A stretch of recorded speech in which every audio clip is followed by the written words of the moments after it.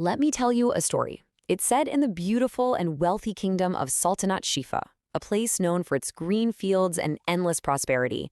And at the heart of this kingdom lived a princess who decided to walk a very, very different path than the one she was born into. This is the story of how her secret passion didn't just change her own life, but the fate of her entire kingdom. And that brings us to a really powerful question, right? When we think of royalty, we picture crowns, thrones, and power. But what if real leadership, true royalty, isn't about any of that? What if it's found in something much quieter, like compassion? Well, the life of this one princess is going to make us think about that exact idea. So, our story really kicks off with Princess Fatima. She's the only daughter of the Sultan, Jahangir, who is a pretty stern, by-the-book kind of ruler. He believed in strength, tradition, and power. But Fatima, her heart was pulled toward a world her father thought was completely beneath them. You can really see the two different worlds she was caught between right here. On one hand, her father had this whole life plan for her, a life of jewels, silk robes, and learning how to rule. But Fatima's real passion, that was hidden away in the palace's dusty, forgotten library. That's where she secretly studied old medical books and learned all about the healing power of herbs. And, this conflict was bound to explode. It all came to a head one day when the Sultan found Fatima taking care of an injured bird. He was furious. He threw her remedies to the ground and yelled, "Healing is the work of slaves and common physicians, not our royal family." He straight up forbade her from ever touching her lowly craft again. So while this family drama was simmering inside the palace, something much, much worse was brewing outside. A brutal winter fell on the kingdom, and with it came a terrible plague that started to spread through the villages like a shadow.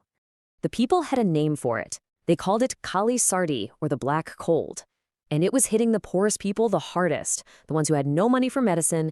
And to make everything worse, the royal physicians thought it was beneath them to even go into the unclean parts of town, so they just left the common folk to fend for themselves. And this disease was terrifyingly fast. It was just brutal. First, a person would get a raging fever. Then they'd struggle to breathe. And after that, well, death was pretty much a guarantee. There was no time to get better, no time for hope.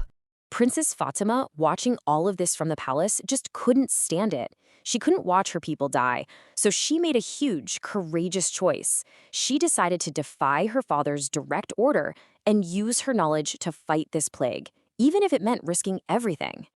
So, under the cover of darkness, Fatima basically became a vigilante healer.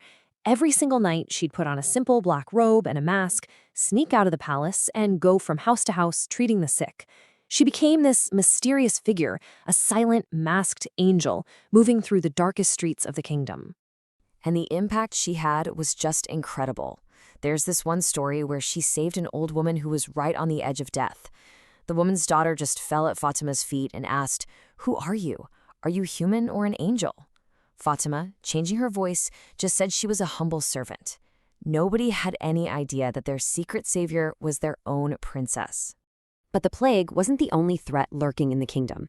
The story takes this insane, dramatic turn when the Sultan, her father, is out hunting one day. He gets struck down, but not by the plague. It's something else, something rarer and deadlier. Suddenly, the crisis wasn't just outside the palace walls anymore. It was right there on the throne. So, what happened? The king was bitten by a blue beetle. And let me tell you, this thing's venom was known to be incredibly fast and incredibly lethal. Getting bitten was basically a death sentence. They rushed him back to the palace, his life just hanging by a thread. You can just imagine the panic. The most famous doctors in the whole kingdom tried everything they could think of, but nothing worked. Finally, they had to go before the court and admit they were beaten. The poison was everywhere in the king's body, and they were completely helpless. With all hope just about gone, one of the royal ministers has this wild, last-ditch idea. He says they have to find that mysterious masked healer from the villages, the one that people are calling a masked angel. It was their only shot. And so the call goes out. And of course, Fatima, already in her disguise, presents herself to the guards. She's led right into the royal bedroom, and there she finds her own father, unconscious and dying. She worked all through the night all alone. And this is where all that secret studying paid off. She knew from her books about the one and only antidote to the blue beetle's poison, a super rare herb called the golden root. And she had some saved for an emergency just like this. She quickly made the remedy and gave it to the king. By morning, it's like a miracle happened. The Sultan wakes up. He's weak, but he's alive. The poison is gone. He sees this masked figure sitting by his bed, and filled with gratitude, he gives a command. He wants to see the face of the person who saved him.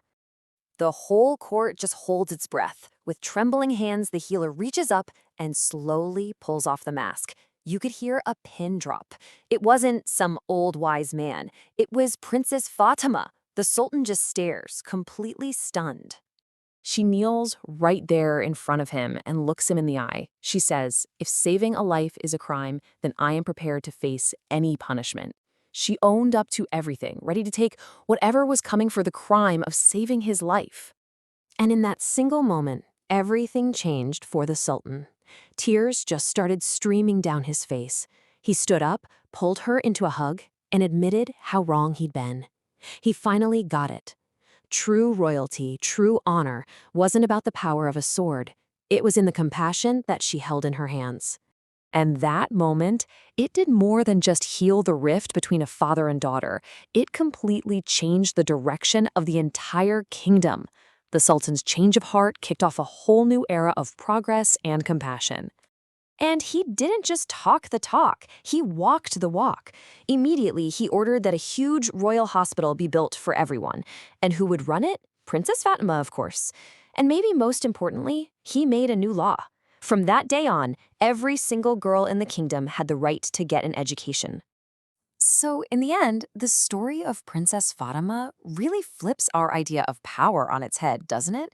It suggests that maybe the greatest strength isn't about giving orders or winning battles, but about having the compassion to heal.